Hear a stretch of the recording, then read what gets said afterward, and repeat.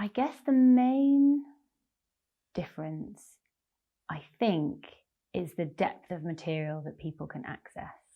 So often people will describe a sense of searching. They will be having lots of different types of treatment, different talking therapies, maybe medication, and wanting to access the root cause of their problems, but just not knowing how, not being able to get down to that level of consciousness, that level of emotion. And I think people are often very closed up, shut down. Culturally, we all are, perhaps, but even more so with depression. So it's very difficult for them to sit with emotion, partly because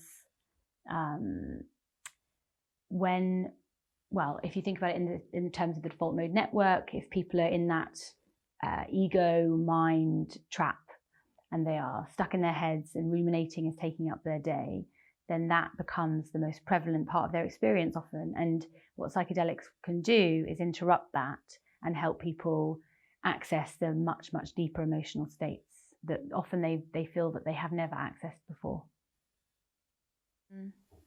So acceptance is, I think of acceptance as the opposite of experiential avoidance. So experiential avoidance is being unwilling to sit with painful private experience. And acceptance is, it's actually very different to the common use of the word acceptance. So when I first heard of a type of therapy called acceptance and commitment therapy many, many years ago, I thought, well, that sounds like a terrible kind of therapy, because just accept it. You know, it's kind of like in the common use of the word, it's something quite passive.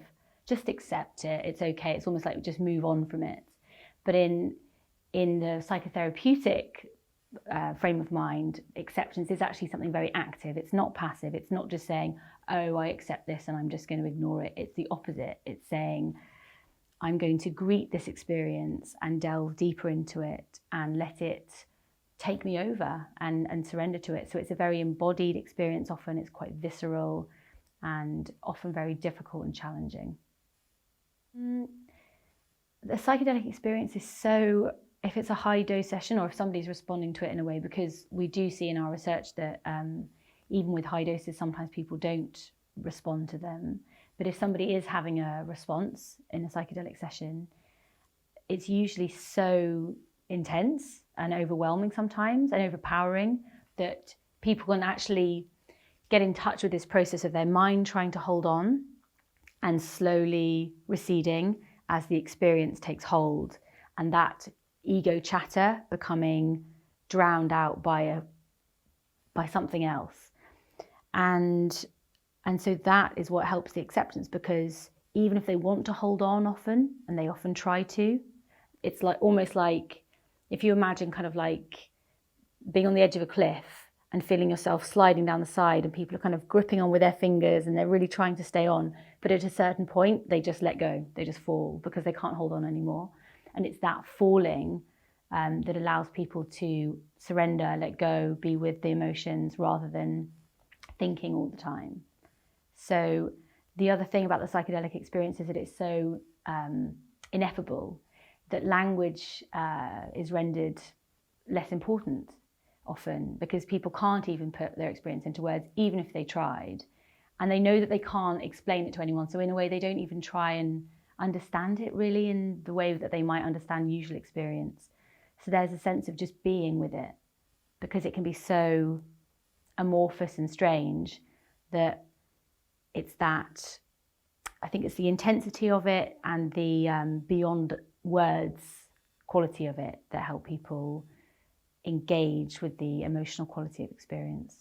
So connectedness is an interesting one, because when I studied psychology, there was no connectedness chapter. There's no measure for connectedness, and it was never taught or discussed.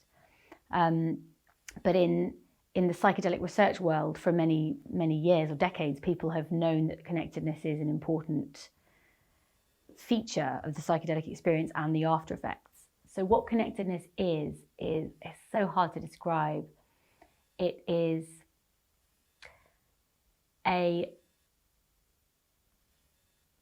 it's so difficult to describe. I mean, the way we operationalize it in the measure is connection to self, other, and world, which basically just means a closeness to self, others, and the world around you. So being able to sense it, connect with it, engage with it, be open to it. Openness, I think, maps onto connectedness in a way, because in order to connect, you have to be open. So it's about coming outside of the mind. If you think about the mind as a kind of prison, it's about really opening up that prison door and going into everything else. And the everything else is the trees, the birds, your dreams and hopes, the person standing next to you, somebody that you don't know in a shop, the future, global causes. Yeah, it's about coming out of here and into everything else. And that happens with all the senses, but it's not so much of a mental process. It's more about moving away from mental processes and into something more embodied and sensory and open. That makes sense. But I do need to define it at some point, or someone needs to define it. We're learning so much about this in our current study. The recruitment procedure is an ongoing reflexive process for us, because we're very lucky in that we're not a research organisation, we're a small clinical group, and we work very closely and we're constantly revising, and so we get to test out our theories all the time, because we get to see who, in the recruitment process, we have our hypotheses about whether this person, it might work or might not work, and then we all get to see if it does or it doesn't, and we meet together and we discuss and reflect and review, and that informs our recruitment procedure. So we've changed our recruitment from the beginning, not in a formal way, in the sense that we still have the same inclusion and exclusion criteria, but we have learned so much about when it doesn't work and the patterns that seem to be emerging. And what we feel is that the kind of therapeutic protocol we have, which is very brief, it requires so much trust from people that there is sometimes just a sense of, whether it's about people being agreeable, in terms of personality traits, there's that kind of agreeableness that the rapport comes naturally and easily. And I don't want psychedelic therapy to be restricted to those people at all. I really hope in time it's not, and that we develop more comprehensive protocols to allow for building trust with people that it's more difficult for. But for us right now, that is the first thing. Like, can this person just hit the ground running with me, and we can just forgive each other our little failings, because in a way you need that, because partly it's because it's a research study, but also because there are so many opportunities for it to be uncomfortable and difficult and disappointing and frustrating and terrifying in a much more intense way than normal therapy, that to go on that journey together, you really need to be able to have a proper sense of trust and also flexibility with each other. So in a way that's kind of unfair, because we're expecting of people at the beginning what we hope the therapy will do. But I think at this stage it's a bit like that. So the people that it seems to work really well for are people who are often incredibly depressed, but they are ready to do the journey and trust. The second part of it is people that are willing to do the psychological work in between sessions. So we have had a participant who had a very biological understanding of psilocybin, because there's lots of media messages about the brain reset. So for him, he felt that he was going to have his brain reset, and that would be the effect. And he didn't really fully buy into, and we didn't really explain it well enough either, the importance of the psychological therapeutic work. And it didn't work for him at all.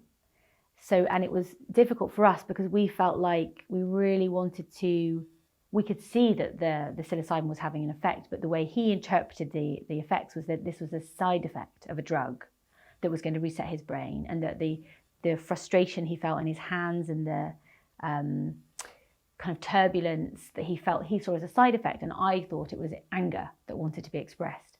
But that invitation to express that anger more and make it bigger, like you would in holotropic breathwork, for example, or on psychedelic work was really threatening for him, and so we couldn't do the work. So I think if it's really, really important that we include people that are able to trust, able to do the psychological work, and have a framework for understanding it as a primarily psychological piece of work, and that crucially that the difficult aspects are to be accepted and welcomed, and that's what makes it good. So I think when people have been very anxious, at the beginning we didn't emphasize that as much in the preparation, the importance of really, really welcoming the difficult bits, because that's where most of the learning happens. And I think as soon as we understood that and we really embodied that ourselves as the therapists, people's anxiety completely shifted. And so now we see much less anxiety and much more willingness to go into the difficult stuff. And I think probably our results, I don't know, but I wonder if when we look at the results, we might see that as our recruitment became a bit more refined, that actually our outcomes are better. So it's a tiny study, so we'll need much bigger studies to really prove anything, but it's just our inklings for now. I think about this a lot. Thinking about therapist training as such an important priority for the next chapter of this work. And I think partly it will come down to kind of warmth, personality, approachable, how approachable somebody is. A bit like I was saying with the participants, the agreeableness, the openness. I think that's really, really important. And that's a personality thing that probably can't really be taught. So just because the trust has to happen so quickly, because the preparation is so quick, really. That is important. I think in terms of skill set and background, professional skills, I would really like to see a diversity of professional backgrounds represented in the work. But I also think that in every session there needs to be a therapist. So I really believe in the two guides model. We did try and do it with one therapist at the beginning because it's cheaper and it makes more sense to try. And we reverted back to two therapists, one male, one female. And I would love it if, as we go forwards, one of those people could be a philosopher, history teacher, artist, actress, but someone that's been through a process of training and very careful selection procedure, and that the other person would be a therapist with the experience of mental health, with mental health issues, but also with the experience of crisis, so that if something happens, that person can hold the room. But then I think that would be a creative interplay between more traditional mental health training and something more creative, because often for example, one of our guides is a therapist, but he used to be an actor. And it's wonderful working with him because he just brings in, he's learned all about stagecraft and embodiment and all about somatic processing through his work as an actor. So the way it's just a different energy in the room. And I think that it would be a shame to shut that down completely. But I also don't think that there should ever be a session in the Western model where there isn't at least one trained therapist in the room. Oh, well, I've only just arrived. So I would say, well, my impression of it from the communications over email are that it's very professional, which is good. I mean, so I've just come from, the last one was breaking convention, which is a very, very different approach. And I think this is good. This is the direction we need to be moving in, the kind of very sensible, mature, science-based, professional, mainstream as well, and actually approachable for people that aren't necessarily interested in the psychedelic cultural baggage. So no, it's not always baggage, it can be a good thing too, but I think breaking convention, for example, is wonderful and creative when we need stuff like that. But we do also need entry points for health professionals who the very idea of psychedelics is very off-putting. And this kind of forum, I think, I get the sense that this kind of conference is something that I could, for example, say to my colleagues to come to something like this, and they would probably enjoy it.